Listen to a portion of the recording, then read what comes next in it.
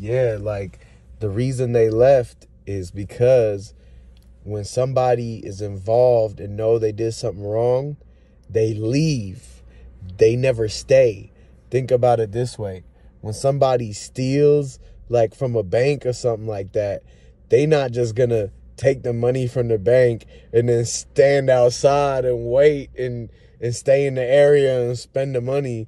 They're gonna drive away. They're gonna leave, get away, and maybe like go to a different state, go to a different city, start over. Hide out at their family members and their relatives' house, that stay in other states that they barely talk to. Therefore, it's lack of communication, like within the phone records, just in case they pull those up. Just like people say that they should have pulled the phone records up of Makedas calling Young Dolph. Like, you gotta basically look at it this way.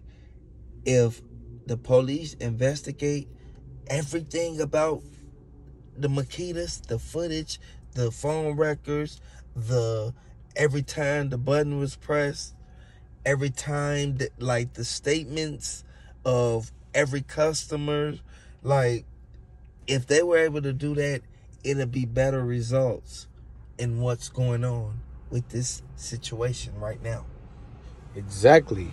And we should be able to request the phone records from the phone companies, because nobody has came out and said what phone company Dolph used if he was apparently on his phone. They only came out with the ADT, and ADT only released certain information if the person is the one with the account, not the person who's requesting. And normally, ADT is supposed to be giving the footage out to the people. But on this occasion, they end up keeping it and saying that they can't hand it out. So why is that happening? Is it because Yo Gotti paid ADT to get the footage and to own it? Because if somebody can buy the footage from a security company and they don't have to give it to anybody, that's their private property. So they could have had Yo Gotti buy the footage from ADT just to destroy it and corrupt it and edit it, unless they get a subpoena in Supreme Court to get that footage out. Yeah, and they're not gonna just give it out. They're gonna want them to pay a lot of money. And the only reason they want them to pay a lot of money is because you have to understand what's going on. Like, Straight Drop, he doesn't have a lawyer. He has to pay for a lawyer, which is going to lead to somebody making more money than the other person. Straight Drop and Cornelius, it's no way that Yo Gotti didn't give them the money before they did what they did. Yo Gotti basically sold them guys a dream.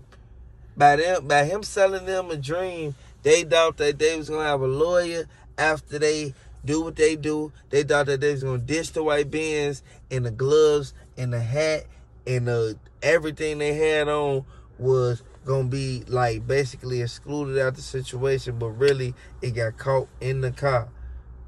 Yeah. Like, you gotta look at that. You really have to look at that, because if you don't take that into consideration, it's never gonna be an end to what happened, because it's only one thing that happened. And they had a disposition at 6 a.m. and it said that they trying to move the case to a higher up court level, so that way they take the court case out of Memphis and they take it to Kentucky, where they do the federal case there. Because if they can, you know how like high profile cases, they gonna move it up from the state to like a higher up court, and from a local court to a state court. They can move it from a state court to a federal and get a federal judges. And remember how people, that's how cases end up in Supreme Court, is because they move them up.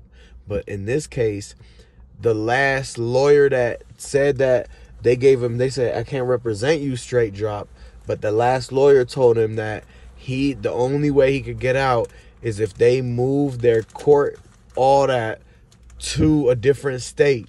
That way they could get a lawyer from that state in that area that's not going to be afraid of representing them, because it's ones not going to be a risk, basically. Yeah, because the ones in Memphis, they could get a target on their back because you could look them up in the public records.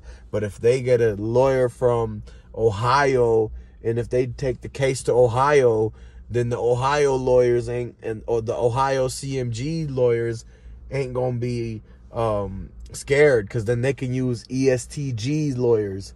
You know, ESTG got signed out of Louisville, so in Kentucky is close to Ohio, and so ESTG got lawyers in that area that they could use if they can strategically move the case to there. And they'll be able to represent them without a reasonable doubt, for the simple fact that once Straight Drop and Cornelius get in the courtroom in Kentucky, everybody know that he's covered.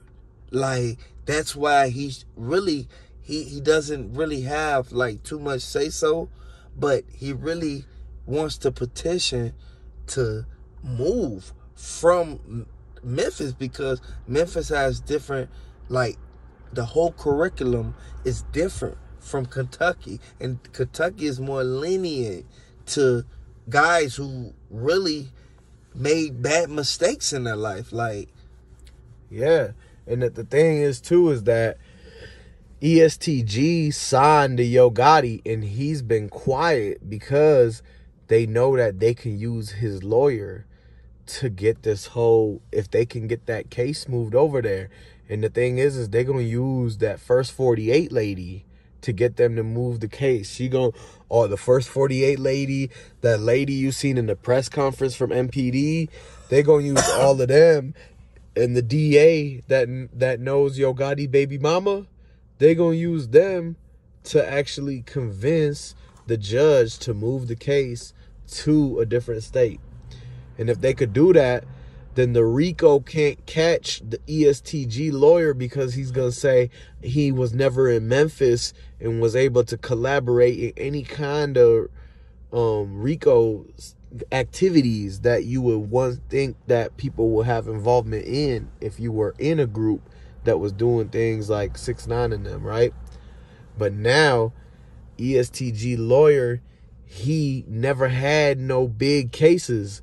And so he looking for a big come up to get his name up. And so that's another reason that he will want the court to be moved up to the Eastern District in Ohio, Kentucky border. So that's what's going on. And that's why they was going towards Indiana when they got caught, because they was going to meet ESTG lawyer near the Indiana, that border. Remember, he was caught at the border truck stop. So he was going to ESTG lawyer office to drop off the retainer fee that they had on him. That's one thing they're not telling you.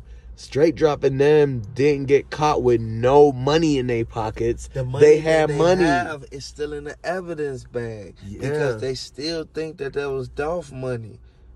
So they got paid by black youngster people in Dallas from Shondell Barnett, and he was driving Straight Drop to Indiana so they could drop off all the money they got for the hit to ESTG lawyer to have the retainer, because Straight Drop was planning on turning himself in and trying to get off on good behavior, like his last case when he shot up the bowling alley.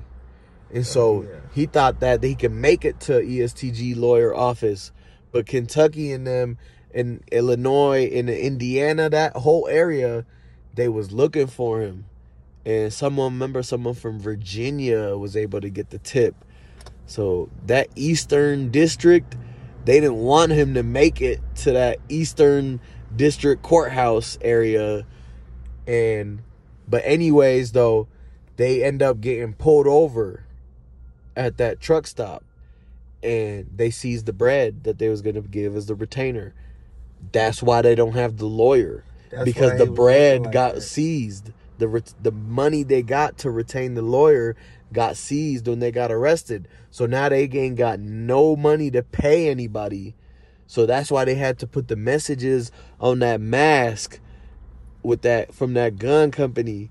And the messages on the mask was gonna be telling Yo Gotti, hey, it's the smoking gun. You need to put more money onto my lawyer, basically. Yeah.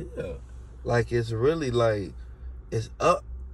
Like, it's up now because, you know, Yo Gotti, you can't make no promises and make no type of commitments to something that you haven't did. You can't run around telling people that go do this for me and I got you, but you ain't got them because you ain't paid a man. If you would have paid that man, he would have had enough for him to pay the, like, just the rest of the fee for the whole case, because it's going to prolong due to the outstanding warrant that they had for Straight Drop. Straight Drop knew that Key Glock and his whole camp was in Memphis. He knew that if he get out of Memphis, he'd be able to escape the Young Dolph situation and the Makedas, and he won't have to run into Key Glock to get into any confrontation about the Young Dolph stuff. When he first got wind of Young Dolph at Makedas, he went live saying he in California. And the reason why Yo Gotti, he didn't want to pay Straight Drop because Black Youngster pays Straight Drop. But Yo Gotti want to give his bread to the person who pulled the trigger, which is Maurice. So Yo Gotti trying to save his money for Maurice, and that's why he ain't want to give it to Straight Drop, and he still ain't got no lawyer. And so when they went live in California, though, it was to tell him that they was doing their last vacation before the hit. Right. It was, they knew that they was about to do the hit, so they were like, man, let's go to California one last time, see the ocean, see the sun one last time, because they knew that if they accepted this type of initiation from Yo Gotti to get into the little system, then this was possibly gonna be the last time that they were free. So they went live in California to let them know that they was ready to drive to Makedas that day. They had the white bands in California, and they drove across the country, picked it up from Black Youngster baby mama, and took it back to Memphis. Because the last time that car was there when was CEO Bobby had it when he signed the Black Youngster. But it fell off, though. And the baby mama repoed it back. And she, Black Youngster, and then, try to take her to Cali. They was moving, they were moving, working the car. So they was going to Cali, to Memphis, back and forth, moving, working that whip. And when they went live in Cali, they brought the whip back and drove it right to Makedas to do the whole hit.